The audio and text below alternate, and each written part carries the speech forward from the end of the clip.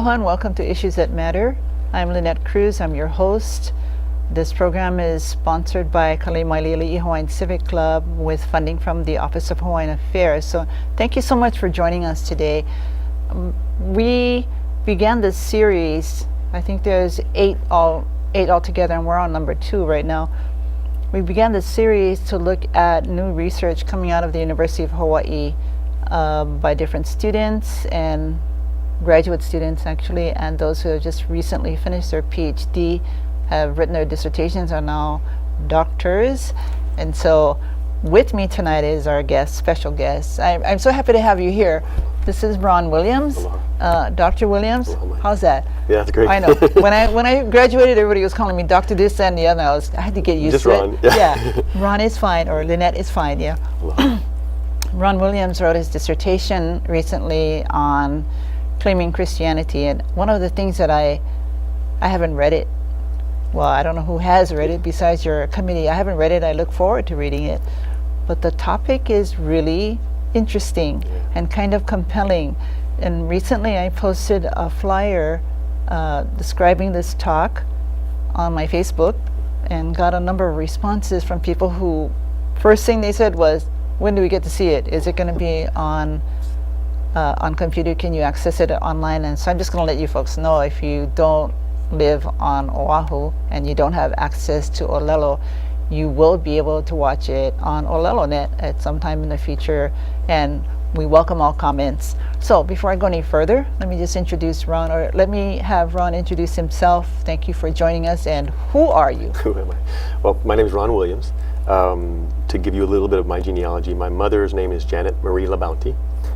She comes from Chicago, where I was born, back through Montreal and then France. My father's Ron Williams Sr. He grew up in Arkansas, which is where I grew up also. His family is fishermen and hunters from that area. I moved out to Maui about 20 years ago with my then wife and had my daughter.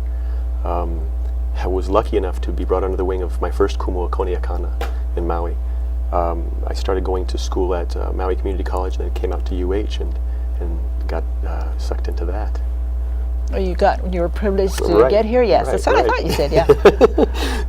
I miss Maui. But you know, the way I came to the research, you know, you mentioned the topic of Christianity. The way I came to the research, you know, I would have been the last person in the world to do this topic. I'm not Christian myself. As a matter of fact, if you asked my mother, who is born again Christian, she'd probably accuse me of being anti-Christian, which I'm not. But the topic chose me.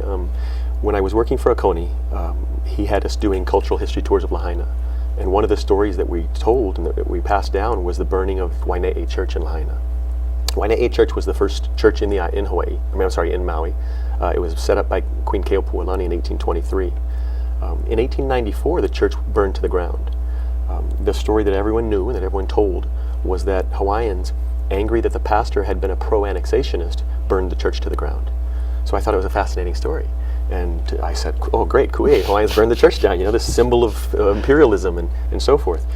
And so when I came out to UH Manoa, I wanted to study that topic a little more. So I went to Noenoe Silva, who became kind of my mentor. And to her great credit, the first thing she said was, it doesn't make sense to me. She said Hawaiians would have withheld their ho'okupo, their offerings. They would have changed churches. You know, they wouldn't have burned the church down. And I, being the undergraduate, brand new student, thought she's got an agenda. She doesn't know what she's talking about. She said, do me a favor. She goes, go back and trace the Hawaiian language sources and see what they say. And I said, no, but Kumu, there's 12 books, and they all say the same thing. I've read it. There's 12 different books. They all say it was this angry group of royalists started the fire. But I did what she said, and that became my MA. What I found out was it was an accidental fire, blamed on the royalists because the fire happened 6 days before the proclamation of the Republic of Hawaii. The provisional government didn't have any support in town. They were a tiny minority. The main church in town burned down, and so they blamed the church fire on the royalists and so forth. So it got me thinking about that. I started thinking about, so what about that? What about many Hawaiians that I know that are strong Christians? I've read some of the papers back then, and I knew that there were many Hawaiian Christians. How did they feel about the fact that their queen was overthrown, yet as we all know, the church was very much involved in the overthrow? How did they navigate that? So I took that on as a topic, and what I found really, really kind of blew my mind. It changed everything I understood about about the mission in Hawaii, the Christian church, and so forth. When we say mission in Hawaii, that brings up so many kind of feelings and understandings about what that is. And I can't really say enough how this focus on English language sourcing for 99% of our history has given us a false history. In the last 10 or 15 years, we've started to go back and look through the Hawaiian language sources, and we're getting a story from Hawaiians, not about Hawaiians. You know, Professor Noinoi Arista, Professor Noelani Arista, and others are starting to do that work also. But we're really starting to see a whole change in understanding of what these institutions were. So what I started to do was track, okay, so missionaries arrived in 1820. In 1853, the mission in Boston declares the mission a success. And they say, you've done your job, you've Christianized Hawaii, now come home. The sons of the mission and the grandsons of the mission and those folks don't want to go home. They've gotten land in the Mahele, and they've gotten some business involvement and so forth, and they start to see a different mission. And there's a real big inflection point come 1863. In 1863, Boston hands over power of the mission to the local authorities here. So in 1863, they create a new constitution for this organization, and they say, okay, now we're moving forward, we're not connected to Boston anymore. And every history of that mission that I've ever read or seen uses the English language reports, the annual reports, and all of those types of things. Well, the actual constitution for that association says the language of the association is Hawaiian. And the association is called the Ahahui Wanaleo o Hawaii. So what you have post-1863 is tens of thousands of native Hawaiians in churches around the islands. And you have an administrative body of 8 white men in Honolulu. So the association was very much a native association run by a board of haole men in Honolulu. Librarians and archivists and you know, those storehouses of knowledge today always refer to that thing as the Hawaiian Evangelical Association, but it wasn't. It was the Ahahui Wanaleo o Hawaii, and it became a very native institution. There were native pastors going into these churches. They started to this association, these missionaries who had come here were Congregationalists. And so their whole idea was the fact that power should be in the congregations, not in the centralized body. They thought, the Catholic Church was pretty evil because they had such a strong pope, But when they came up against, when their economic and political interests started coming up against their church theology, they started following those economic and political interests, and Hawaiians fought back. And that was the really, really interesting story for me, was that these supposedly docile, missionized, brainwashed Hawaiians actually started claiming their churches and claiming that God. And they started calling those missionaries and those missionary sons apostates and saying, we know the Bible, you're not being Christian. And so I started to track that, and I had thought at first that it would start around 1893 with the overthrow, but it actually started back further and further. In 1886, I believe, 1886 was Kalakaua's Jubilee. Kalakaua was having his 50th Jubilee.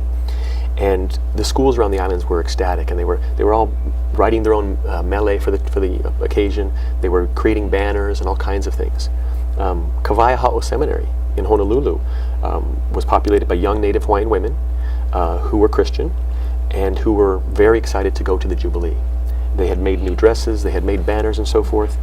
The Kawaiahao Seminary was run by a board that included Albert Francis Judd, Sereno Bishop, Reverend Charles Hyde, and others.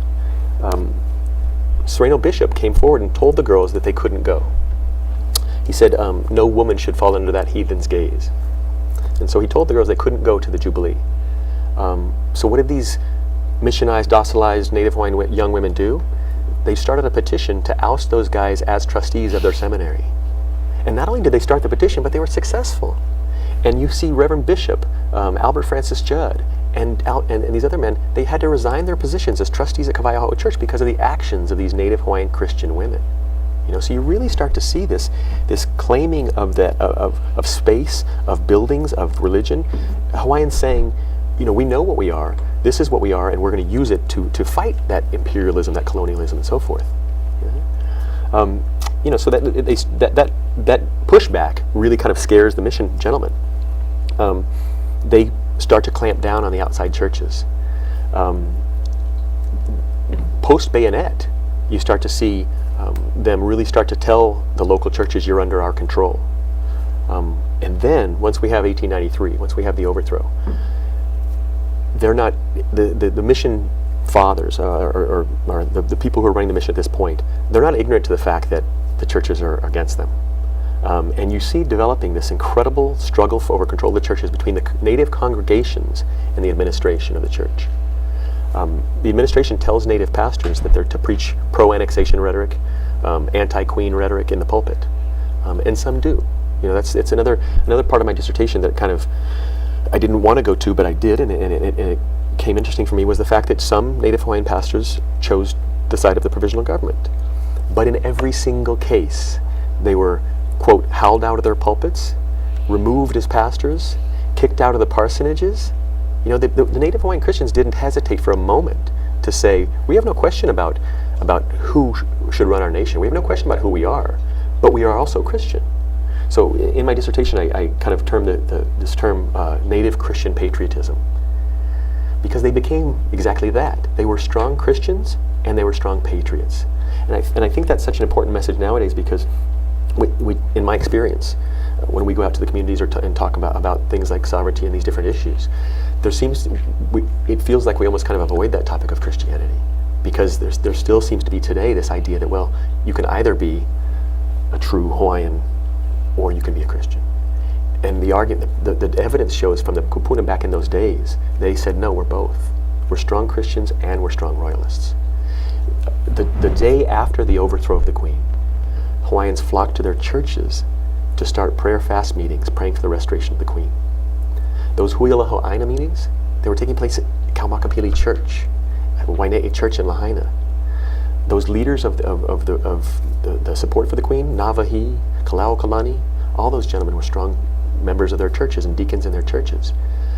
It was the church, the officers of the church, the white officers of the church, who demanded that they make a choice. They were saying, either you're with us or you're with that heathen queen. If you want to be Christian, you're going to come with us. And Hawaiians didn't hesitate. They said, no, you're not Christian. We're Christian and we're members of our church. Sounds like they were holding them to their standard. Exactly. They said, we know what Christian is. You're being they actually, there's hundreds of letters in the newspapers that I've gone across post overthrow, and they all say the same thing. They all say, we want our nation back. Our queen deserves to rule. And they're setting up these prayer and fast meetings. And they actually, in many of these cases, they call those gentlemen, the white leaders of the church, apostates.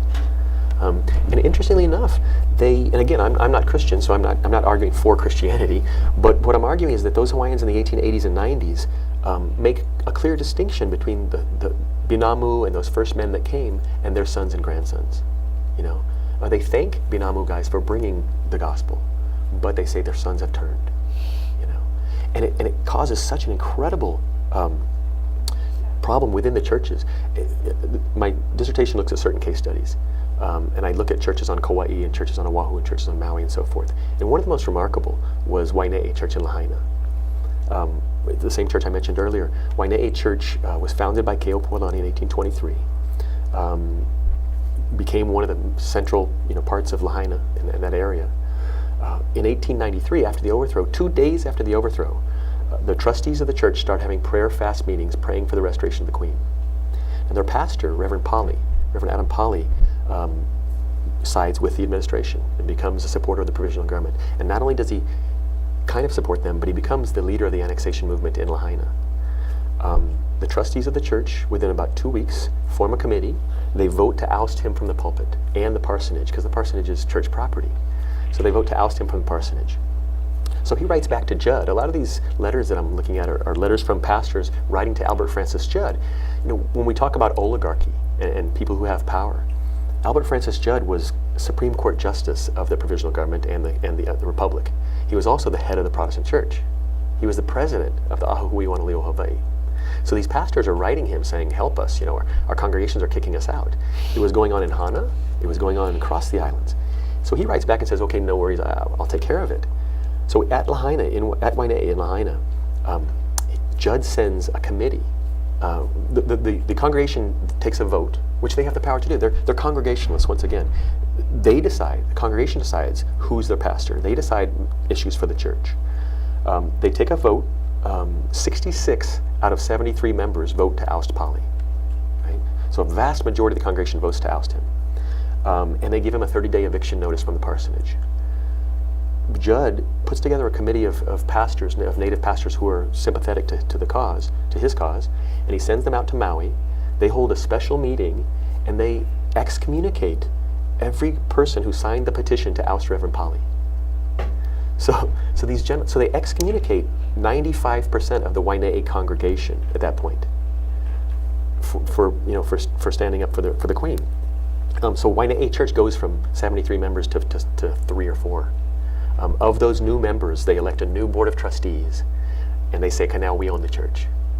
The old trustees who have been there for decades, the Makaluas, the Makekaus, the Kakets, the Kukahikos, all these families who had been trustees of that church for 30 and 40 and 50 years, saying, no, we are still the real church. There's a confrontation. Makekau and Kaket and some other gentlemen are arrested, and they go to trial. They're eventually found not guilty. But that type of struggle over the church is happening throughout the islands. And the thing that fascinated me about it was that since the 1840s and 50s, Native Hawaiians have been leaving those American Protestant churches quite a bit, joining Mormon churches, Anglican churches, different churches around the island, saying, we don't, this isn't doing it for us. We don't like your attitude, and they've been moving on. But some Hawaiians chose to stay, and that was a question for me for a long time. Why would they stay in a church like that? And the kupuna that I talked to around the islands, when I went around the islands, said, this was our church. It wasn't their church. My great-grandma went to church here. My grandma went to church here. This is our church. And that's where that idea of claiming came from.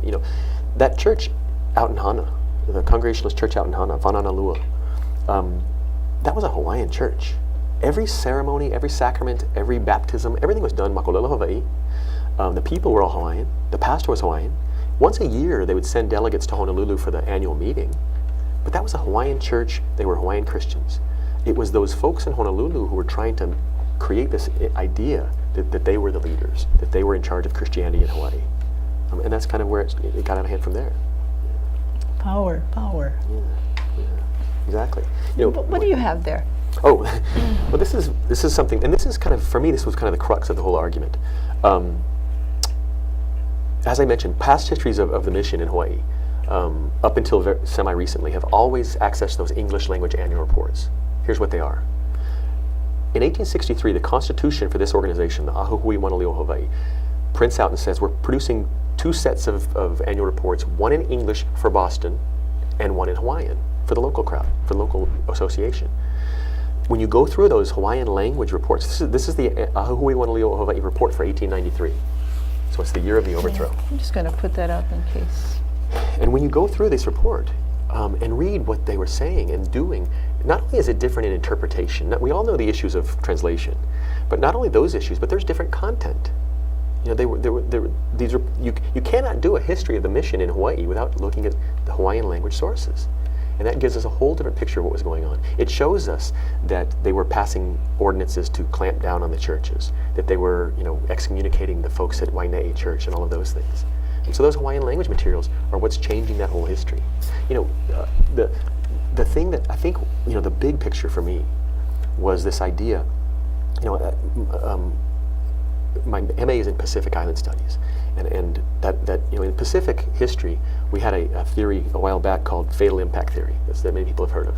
And fatal impact kind of basically said that the all-powerful dominant white man went throughout the Pacific, and everywhere he went, Native people fell by the wayside. Now there's some truth to that as far as the colonialization, and there's truth to what happened, but what that theory does is completely erase Natives from the picture, like they just naturally and inherently gave in. Right? What reading this stuff does is let you understand that Hawaiians not only fought back, but they were victorious many times. They didn't cower.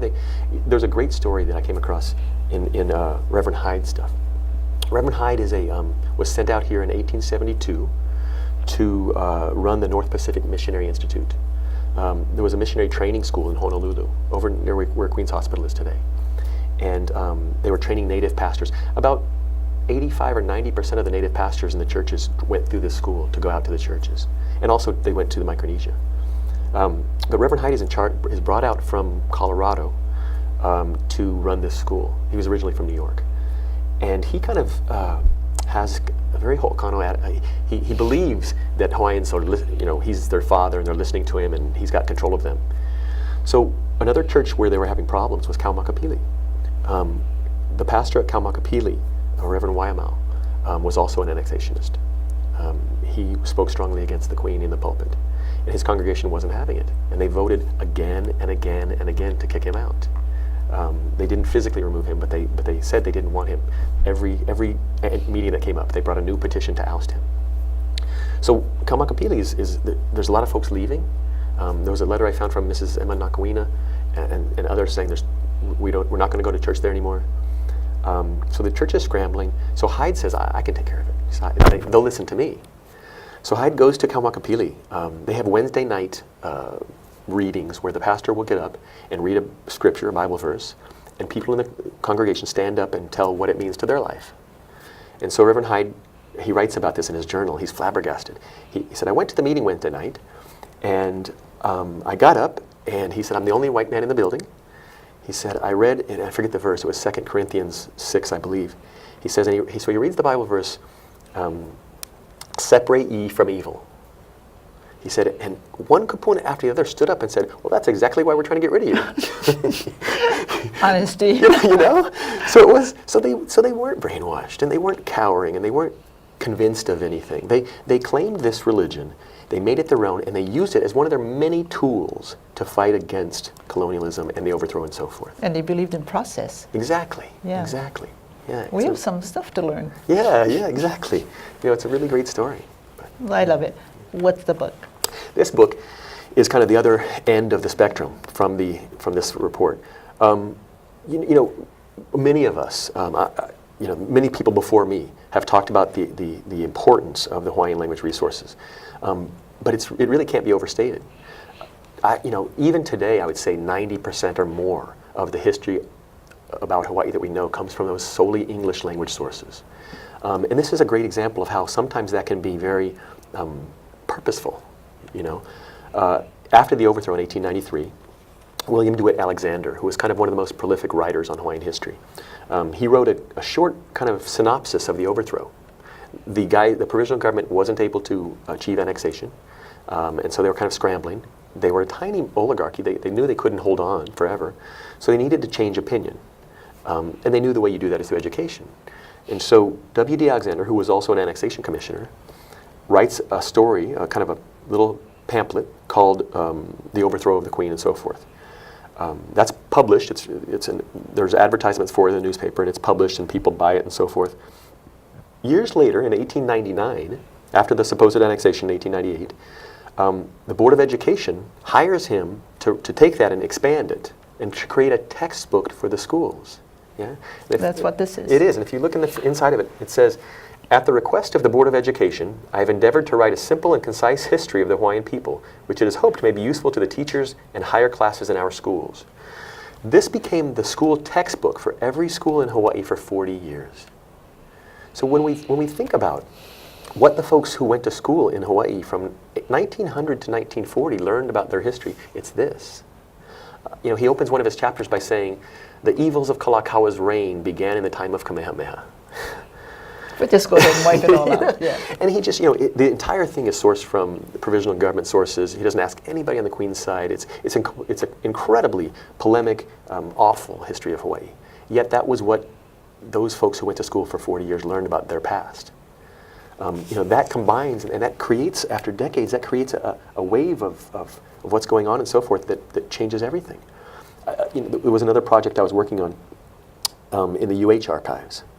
And I was going through the UH Manoa yearbooks. I believe it was 1951. The 1951 yearbook for UH was set out like a history, and it had different chapters, and there were students' pictures around them. One of the chapters was overthrow, and it said, because of the misrule and unfit nature of the Queen, businessmen in 1893 had to remove her from throne. And the point is, that was that's what every student at UH took home and had all their friends sign and pass to their parents, and, oh, we're so proud of this book and so forth. It becomes that narrative that just is so normalized and so internalized that everyone believes it. You know, that's the power of creating that type of narrative. I'm in shock. Yeah. But, you know, let me see that book for a minute. Yeah, yeah. Just because I wanted to put it up here in case the camera wanted to zoom in on it. Yeah. Where'd So- you get this book? Bishop Museum had a book sale, and they had extra copies, and they were selling it, and I snapped it up. Yeah, yeah. But it's, you know, it's that it really is a matter of going back. You know, if you're doing a biography of Henry VIII, you wouldn't go into the London archives and say, "Give me everything written about Henry VIII in Japanese." You know, you couldn't say, I refuse to look at the English language sources. You know, I in my classroom and with my students, I always try to kind of shock them that first day and get them to understand the problem we're dealing with. You know, for me, the analogy is if you were doing a history of America, right? And it's 1900, and they want to produce a history of the United States to create textbooks with and so forth. And so they go out and they hire this famous historian, you know, the world's most famous historian there is, and he's Italian. And they say, "Can you write this history?" He says, "Oh yeah, I'd be glad to." And he goes into the National Archives in Washington, D.C., and there's about 5 billion documents there. And he says, "Okay, give me everything you got that's written in Italian, because I don't speak English." And the librarian goes back to the back, and she pulls out those 5,000 documents out of the 5 billion that are written in Italian. And he pulls them out, and he sits down, and he writes a history of the United States from those sources. And that becomes a textbook, that becomes a movie, that becomes everything all of us know about the United States. That's exactly what's happened in Hawaii. Everything we know about Hawaii has come out of that tiny English language, sources. Helen Chapin, who's done wonderful work in the newspapers and so forth. Helen Chapin wrote a book about the newspapers, and she said that at the time of the overthrow, the Hawaii population was about 6% of the population. So that's the figure I like to use, is the fact that we learned Hawaiian history from the mouths of 6% of the people. The other 94% of people spoke and wrote prolifically in the Hawaiian language newspapers, in letters back and forth, and they're available for all of us to read. We just haven't listened to them yet. Definitely, when the kupuna cautioned to look to the source, they meant all of it. Exactly. That part as well. Yeah, yeah. But okay, so the research that you've done so far has changed you, I'm going to assume. Yeah. In what way? That's a great question. And it's something that's maybe difficult to admit, but I did carry a lot of bias against Christianity, against that institution, and so forth. And it's not that I understand any less its history, its colonial history, and what's been done. It's that I realized, I realized and this happened. This made me weep when this happened. I had the fortune of about a month ago spending time with kupuna from Ni'ihau over in Kauai, and I went to church with them. And I went to the Ni'ihau church, and they were speaking, and they were reading the Bible and so forth. And it hit me there. I thought, how ho'okano of me to look at them and think they have been brainwashed. You know what I mean? That's where I realized those narratives that I've been told, those associations that I've been told, I have no right to put those on people. I need to listen to those people and see what they have to say. And when I went back and I listened to the hundreds or thousands of voices from 1880s and 90s and so forth, there's no doubt in my mind those kupuna were strong Christians and strong royalists, and no less Hawaiian than anybody else of that period. And that's what it meant. When I gave a talk at Waine'i Church about a year and a half ago, Uncle Les Kululoyo was there, and he stood up and told me what it meant to him. And Kahu, Hanalei Kaliedo, said something that I'll never forget. And that was, Kahu said, he said, for the last 30 years, I've felt like I had to defend my Christianity to be Hawaiian. And that's how it's changed me, is I've understood that it is ho'okano of me to assume those labels without knowing those people. Well, I can see lots of Hawaiians by ethnicity feel that way. Brainwashing, maybe. I don't know. My grandparents were Mormons, and my mother was a Catholic. Nobody was in a Protestant church, I think, until I started going to church when I was quite young. Never knowing anything. We didn't know any history at all. And I think I still don't really know any history at all. So I'm really happy that you're sharing what you are sharing, because it's all news to me. A lot of misplaced anger. And that's what it is. There's stuff going on, and we need to point finger and hold somebody accountable because somebody has benefited from all of that. And so, and then I think about all of the, well, you go to an event, you see a lot of Hawaiians in resistance, and they do a Christian prayer, right, to call the event together, and then they do an oli. And so you have these two things like almost competing, because the people who are in resistance really don't want to hear it. They don't want to hear a Christian prayer in the middle of a ku'e when we're actually talking about, I don't want to go there. Right. But see, that's what for me was such the powerful point that came across to me in reading their words, was the fact that it's a problem for us now. It wasn't a problem for them then.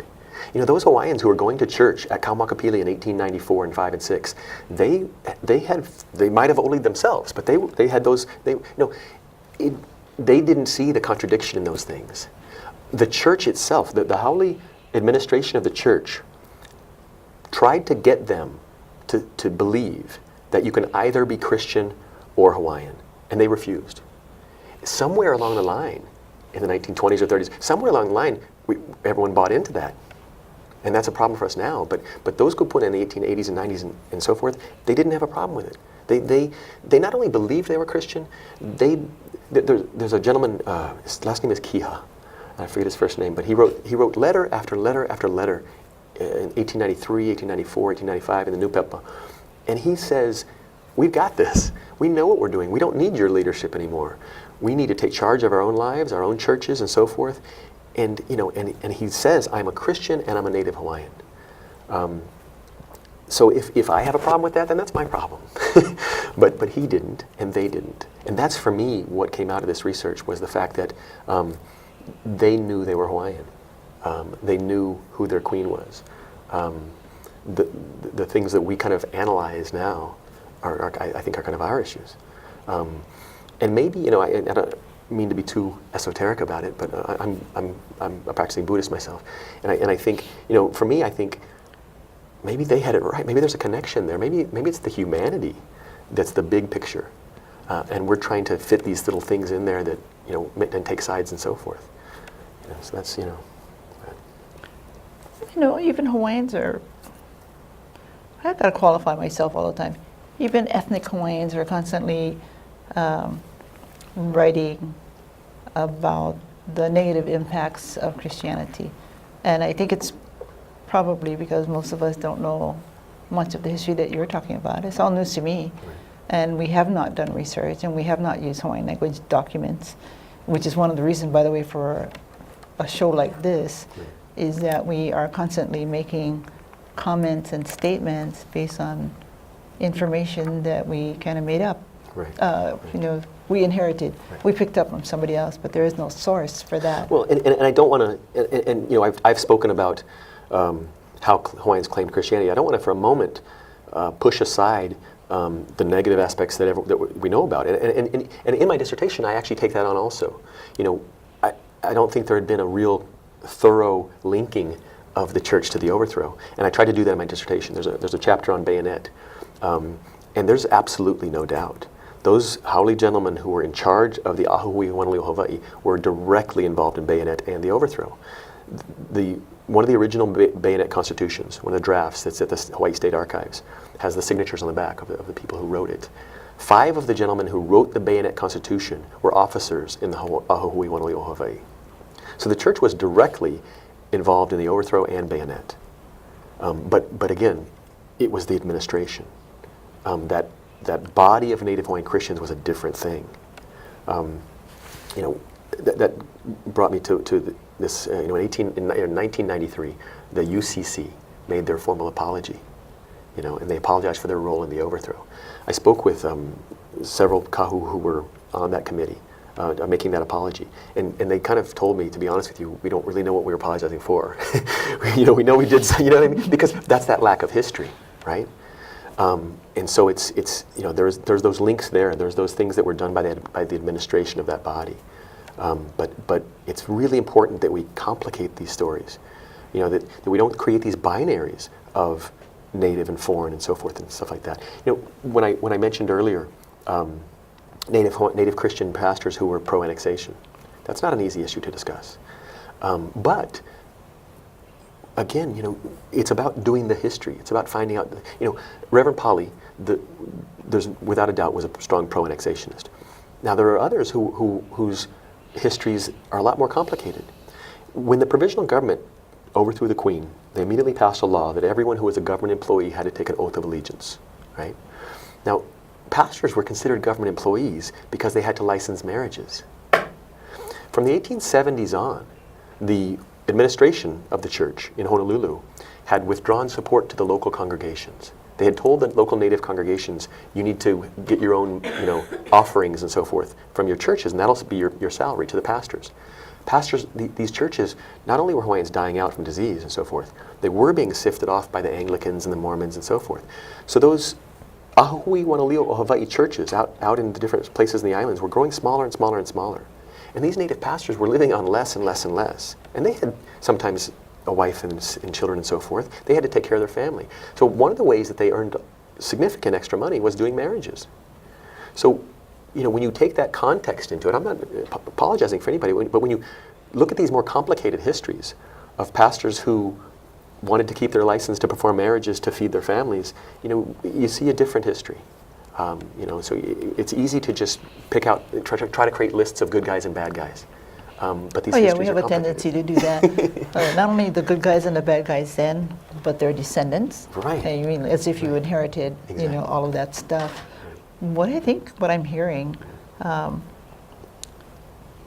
strength versus weakness, that's what I'm hearing. So Christianity, if you look at it in a particular way as part of owning what you have come to believe and using that as a strength, and then using that to keep somebody else in line who has been pushing you to go in this direction, then it is a strength. Yes. And that's a great point, and I appreciate that because that's what I hadn't very eloquently said. But Hawaiians used Christianity as a strength, as a tool. It wasn't something that dominated them.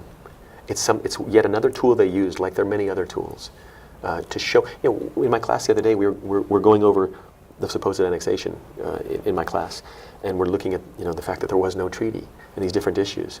And I tell my students, I say, now stop right now and think about that. Every story that we'd ever heard, and every time we go over this stuff in class, I've been teaching this class for 9 years, and it's depressing teaching it, right? You get sad, it's heavy. There's this kaumaha throughout the class. But I say, wait a minute, stop right now and understand what we just said. Native Hawaiians gathered petitions, brought them to Washington, D.C., and defeated a treaty of annexation. That's amazing. Now, it didn't turn out because the U.S. violated their own constitution by passing a resolution and so forth. But Hawaiians were successful through their actions and through their petitions and through their voices in defeating a treaty of annexation. So we can sit here today and talk about the illegal annexation. So it's not a story of this teleologic, missionaries arrived in 1820, end of the kingdom. We know about that the Queen was supposed to be restored. We know about the defeat of the annexation treaty. There are times in this history when Hawaiians stood strongly and proudly and won victories. And I think we need to focus on those more. I'm there. Yeah. Lots of information I have to process. Yeah. What's been the response to the information that you've been researching and sharing with others, from others in the Hawaiian community or maybe up at UH? Yeah. Well, Popular, not so. No, it's been phenomenal. Now at UH, I haven't published my dissertation, so other than the folks I pull aside and talk to all day, there's not a lot of we don't it hasn't spread yet, but in the community it's been phenomenal. And for me, you know, I was brought up through Kumaka Kuokalani, the Center for Hawaiian Studies, and it was drilled into our brains that everything we do is for the community, you know. And so I've been fortunate to go out and you know, a few dozen times over the last few years and go to churches and go to community meetings and so forth and talk about this stuff. And people are so hungry for information. And the response from Christians and non-Christians alike has been phenomenal. And it's and like you know, from Kahu Hanalei said, you know, for many people and you know, it's just a matter of, I see my position as almost passive. I'm taking these voices and giving them some platform, like many other people are doing. But the response when it connects somebody today, when whether it's Hanalei or many other people can look back and say, wow, yeah, I don't need to be ashamed about this. My kupuna took this on and was proud of it, and she was Hawaiian. You know, one of the stories that I came across in my work was the story of John Henry Wise, and it's one that's been kind of one of the most rewarding for me, because I published an academic article about this story, and I also published something in a magazine about it. What is this story? Well, John Henry Wise was an amazing, he's kind of the story of the small scope story of this whole thing. He was raised in mission schools from the time he was 4 or 5 years old, and the best, and he was one of the brightest. And so if there's anyone who would have been missionized or brainwashed, it would have been him. You know, he's their star pupil. He goes to Hilo boarding school. He's chosen by the president, or by the principal at Hilo boarding school to join the first class at Kamehameha. Reverend Olison is the first principal at Kamehameha, and he takes John Henry Wise to school there.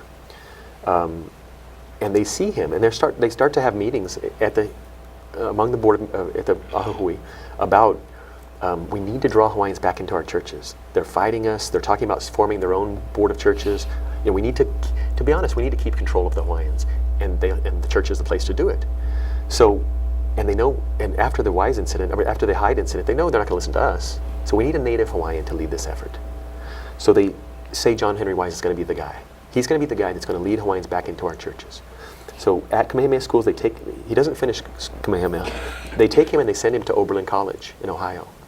And Oberlin was kind of, you know, there were many theological institutes back east, Andover and Princeton and Yale and so forth. But Oberlin was kind of the most fiery, the most kind of, you know, evangelicalistic. So they send him to Oberlin College, and if you think about it, this 20-year-old Hawaiian kid who grew up in Kohala gets on a ship by himself and travels to San Francisco and takes a train across the country to this foreign country, to Ohio. In Ohio, he writes home letters, and it's just, you know, I think I'm busy. He's got 6 classes a day. He's got Bible study. He's got rhetoric. He's taking music, singing lessons to help his preaching voice. You know, he's doing all of this stuff, and he's writing home, and he understands his kuleana as far as the church sees it. He says, I'm going to come home and save my people and so forth. He's on board. He is not getting much news from Hawaii. You know, he's back there. And he, interestingly enough, and this is kind of a side note, but it's tied. It's interesting, is he starts to play football at Oberlin, and he becomes the first native Hawaiian to play college football in America. It's in 1892. He becomes one of the stars of the football team, actually, and you know, he's talked about there in Oberlin. But he comes home. He's brought home in May of 1893. So the overthrow has happened. The Queen has been removed from power. He comes home, and he's not home for a few days before he realizes what's happened. He goes to church back at his home church with his mother, and they tell him, we're kicking out our pastor because he's supporting the government. And he's like, what? And Wise goes around the islands to different churches, and he sees it at every church. And he immediately becomes a supporter of the Queen. The board is furious.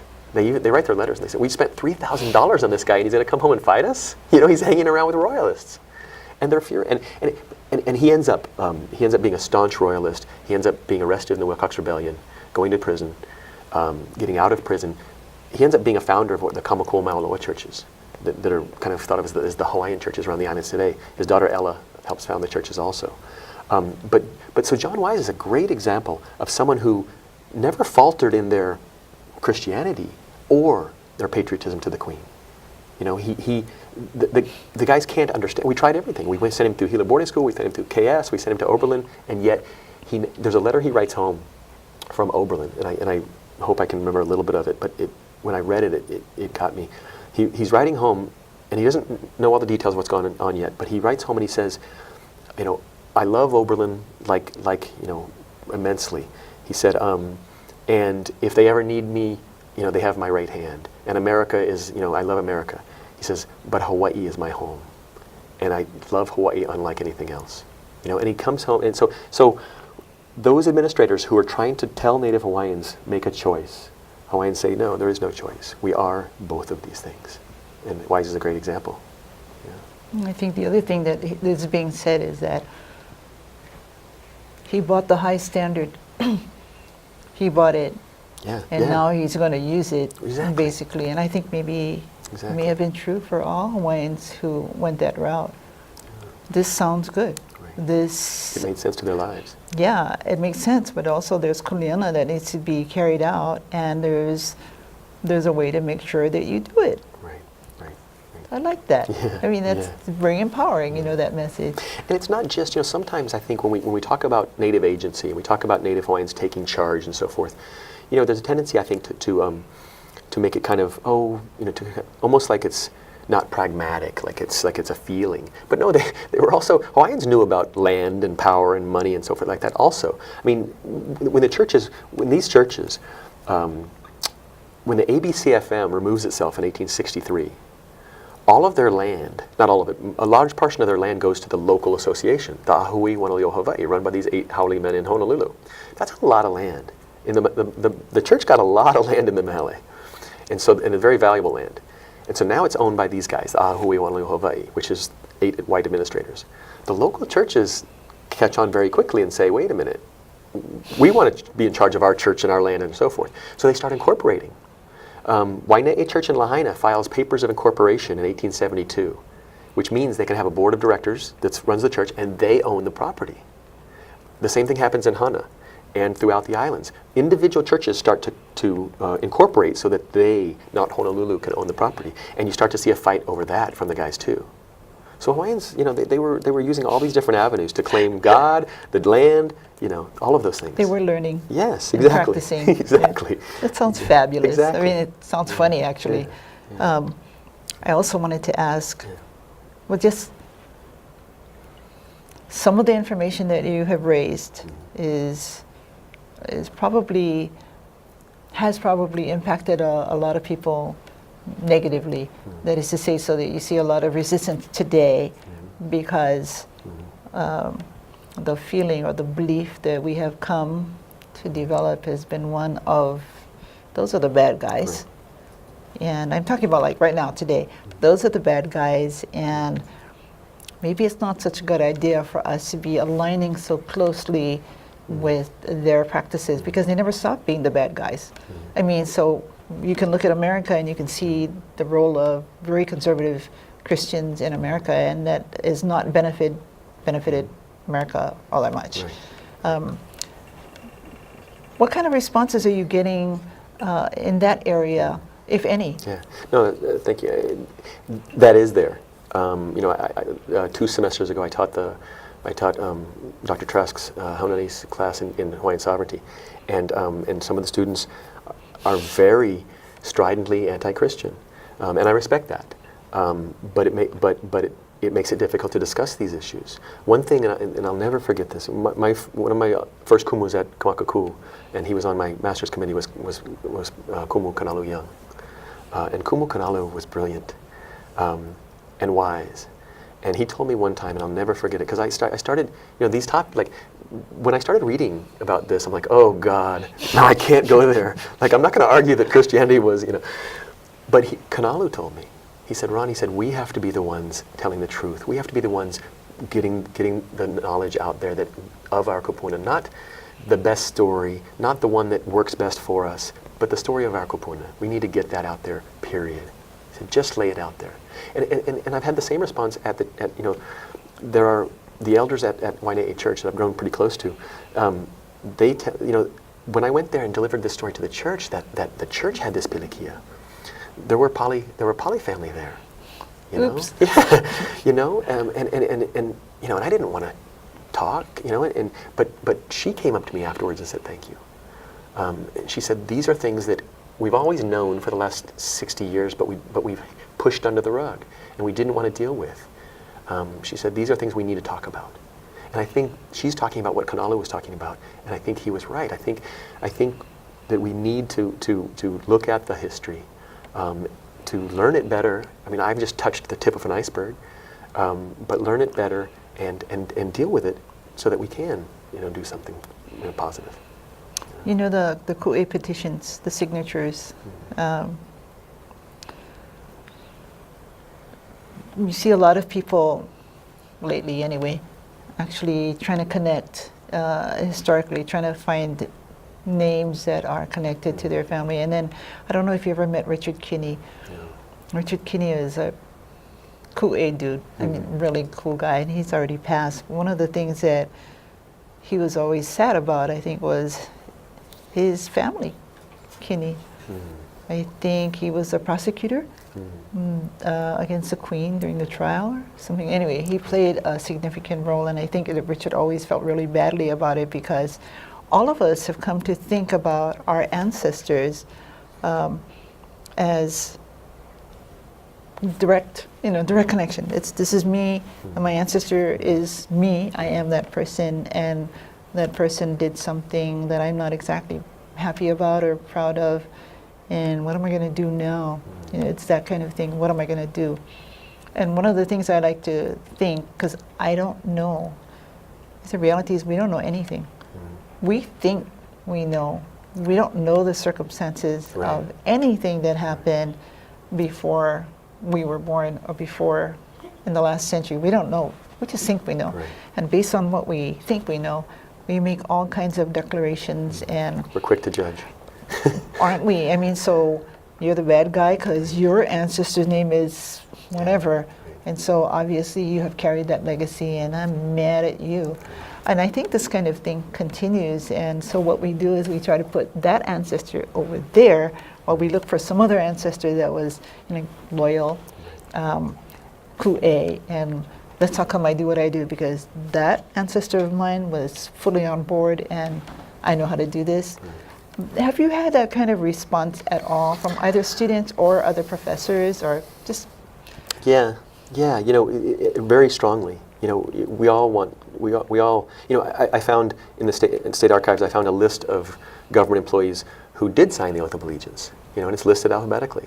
And the first thing I thought was, I'm not showing people this. Yeah, don't go there. Because I really think that Kanalu and some of the other Kupuna I've talked to at the church have it right. I think that they've lived long enough to be wise enough to say, we need to deal with history. When you were talking about the petitions and Mr. Keeney and so forth, the first thing I thought about was my father.